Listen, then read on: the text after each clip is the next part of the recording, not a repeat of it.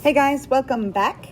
So today we're going to learn about slope fields and how they're related to differential equations. I have to give you a heads up. This is one of those lessons that's very graphic, and if my lesson isn't good enough, you may want to Google a few of these. Google slope fields, because technology makes it a little bit clearer. But I'll give it my best shot. This is maybe not the best one to do online, but I'll do what I can. Let's see. So here's what we know so far about differential equations, okay? We know that a differential equation means you have an equation that has a derivative in it. So this is my most basic of a differential equation, okay? And that's what we've started with so far. Then when you integrate both sides, that's when you are solving the differential equation. So when you solve a differential equation, you first get the general solution, and the general solution is when it has the plus c. Then if I give you a point and I say when x is 1, y is 2, that is called the particular solution. So if I gave you the point 1, 2, we plug in that x is 1 and y is 2, and then we'd be able to solve for c. And if we solved for c, we would get this. Okay, that's all the stuff we've known so far. Well, now we're going to talk about these things graphically. Well, let me start kind of backwards. Let me start with the general solution. Okay, graphically, this would be a family of curves. A family of curves. And here's what it would look like. Okay, if I had graphed that, it could be, it's a parabola, but it could be this parabola at 0, or it could be that c is 1 and it's this parabola. It could be c is 2 and it's this parabola. It could be that there are lots of different parabolas that it could be, since I don't know what c is. So we call that a family of curves. The particular solution would be, I say, oh, but it has to go through the point 1, 2, over 1 up 2. Oh, that would be this particular curve. So the particular solution is just one parabola that happens to be up 1, this one. Okay? So the general solution is represented by a family of parabolas, a family of curves. The particular solution is the one curve that actually goes to the point they give you.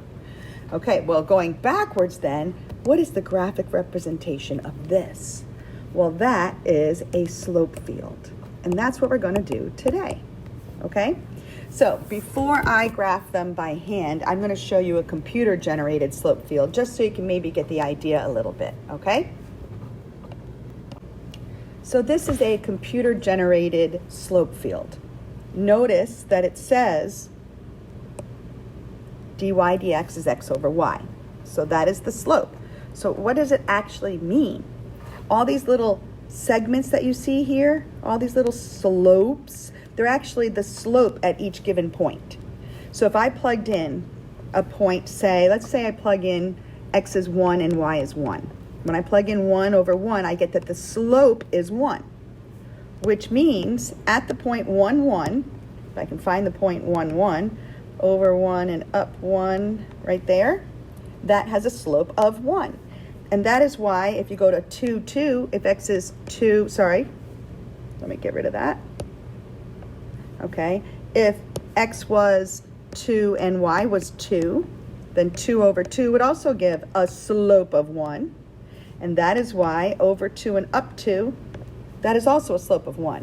Over 3 up 3 is a slope of 1. All of these have a slope of 1, slope of 1, slope of 1, slope of 1. Okay? And you would do that for all of these points. So when you're doing it by hand, it's a little time consuming. And that is why I wanted to make sure I showed you the computer version first.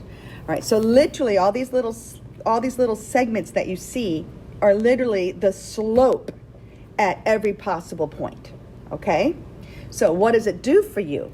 Well, not every differential equation, which is what we have here, not every differential equation can be solved. You can't always get a solution, a general solution or a particular solution. So a slope field kind of hints at the solution. And it is actually used in science. Maybe you can think of magnetic fields and vectors and space and stuff like that. But you can hint at the solution, and here's what I mean. Can you see that there's kind of a curve you can oh, that's not very good. Kind of a curve, that's not good either. But there's a curve kind of hiding in there. And there's a curve here, and there's a curve here. You have a family of curves hiding in there. If maybe it's up here, maybe it's, I'm doing a very bad job of it, but I'm trying to hint at what you get here. So hidden in the slope field, hidden in that slope field is a family of curves. And then the particular, it's basically a family of possible solutions. And then the particular solution would be based upon, well, which point do you want to use? Okay? Now we'll do more about this. We're going to do more about how it all comes together on Monday. Today what we're going to do is literally just graph the slope fields by hand.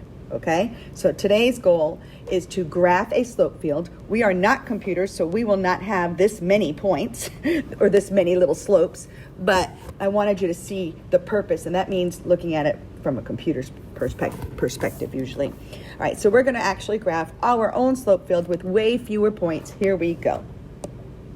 Actually, before we do that, I wanted you to know where this calculator came from. This is a slope field calculator, and I literally typed into Google slope field calculator and you can change this equation. So if you want to check some of your answers today or just experiment with it, you can change that equation and see all different ones, okay? And we'll come back to that maybe at the end. So this would be a very easy slope field, and they will give you specific points where they want you to graph the slope. And this is often a free response question on the AP exam, okay? You'll see it many different ways, and we'll go over that in the next lesson. All right, so how do I graph a slope field? I literally plug in different values of x, okay? Different values of x here, and figure out what the slope is. So if x is 0, the slope will be 0. So at an x of 0, which is right here, the slope is 0. Well, 0 slope is a horizontal line. But that means that here, this is still an x of 0. That's also a horizontal line. Here, this is a horizontal line, and so forth. Okay, all of those would have a slope of 0. Then I'm going to let x equal 1 right here. When I let x equal 1, I get a slope of 2. So when x is 1 right here, that's a slope of 2. Now, do I know exactly what a slope of 2 looks like? Not perfectly. I'm going to visualize going up 2 and over 1, and the slope would look like that. But it's not a perfect thing, okay? So don't get too caught up in it. You're going to do an approximate slope of 2. So I'm going to visualize going up 2 and over 1 and like that. The thing you do need to pay attention to, if that is what you're calling a slope of 2, then make sure at this point you also do a slope of 2. Make it look parallel. Not doing a good job again. Make it look parallel. This is why I need a computer. So all of these are going to have a slope of 2, slope of 2, slope of 2, slope of 2, slope of 2. Okay? Well, now let's look when x is negative 1. If x were negative 1, then over here my slope would be negative 2. Remember, this means slope. So my slope would be negative 2. Well, here's how you get graded on this. If over here I said that this was a slope of 2, then a slope of negative 2 better look symmetric to it. So at negative 1, all of my slopes are going to be negative 2, and they have to look symmetric to this one. If you called this 2, then negative 2 better look like it, okay, in reverse. Now, I did do this with the computer, a little bit of a computer, so I'm going to erase this and do it a little bit neater and rediscuss. Okay, so plugging in when x is 0, you get all of these slopes, okay? And they're going to tell you, they're going to give you specific points where they want you to plot it, okay? Then I'm going to let x equal 1, and you get all of these slopes, okay? If I let x equal 2, then my slope would be 4, so I got to make sure that this slope is steeper than the other one, okay? So here's a slope of 4. Now I'm going to do my negative ones. And then I'm going to plug in negative 2 and get negative 4. So this is a possible slope field, okay? Now, what does it mean again? Hopefully you can see a bunch of little parabolas hiding in there. Because remember, when we solve this differential equation, you get y equals x squared plus c. So hopefully you can see that there's a family of curves hiding in there. See it now? Okay? So that would be The slope field is the graphic representation of the differential equation. The slope field is the graphic representation of this. The family of curves is the graphic representation of this. And now the particular solution would be which specific parabola do I want once I'm given a point. Okay, so same one we did earlier. We'd get x squared plus 1. All right, so now what you really need to do is just do a few of these. You're going to have to actually practice doing a slope field, okay? So on the worksheet, grab that now and try to do the first one. Now, if the equation has just x's, then you're going to see you have a pattern where all of these x values are the same, okay? But if the differential equation has just y's, then all of your y's going across are going to be the same. If your differential equation has both x's and y's, then you have to plug in all different coordinates for both x and y, and that'll give a different type of pattern that I want you to figure out on your own. So go to your worksheet now and try to graph the first, or do a couple of those slope fields, okay? And I will wait. Okay, so the rest of this lesson is just going to be me doing a few of these. So I would prefer that you don't watch me do it. I want you to try it on your own. But just in case you didn't know how to even get started, I'm going to do some of them with you, okay? So the first one, I'm going to let x equal 0, and I get a slope of 1. So I could start off at 0, I have a slope of 1, perfectly 1. It would go like that. Visualize going up 1 and over 1. Then I'd do another slope of 1 here, and these are all going to be slopes of 1, okay? Well, how about a slope of 0? When will this slope equal 0? Well, when x is negative 1. When x is negative 1, you're going to get a slope of 0. So at all of these negative ones right there, all of those are going to be a slope of 0. Slope of 0 is a flat line. Whoops, I missed the point. Okay. And without me doing the rest of the problem for you, you're basically going to continue along that route. Okay, I'm not going to finish it for you. Getting a head start on number 2, though. Now you're going to be plugging in values of y, okay? So if I let y equal 0, well, where is y equal 0 here? That's the same as the x-axis. This is a y of 0. These are y's of 1. These are y's of 2, okay? So plugging in a y of 0, we get a slope of 0, because 2 times 0 is 0. So when y is 0, my slope is 0. So that means your flat lines are going to go here. Okay? Now let y equal 1, and you get a slope of 2. Remember, this is a y of 1, so all of those points are going to have a slope of 2. Visualize from here. Visualize going up 2 and over 1, and it's about like that. And do that for all of these guys. Okay? And then keep going. Plug in 2, plug in negative 1, and plug in negative 2. Okay?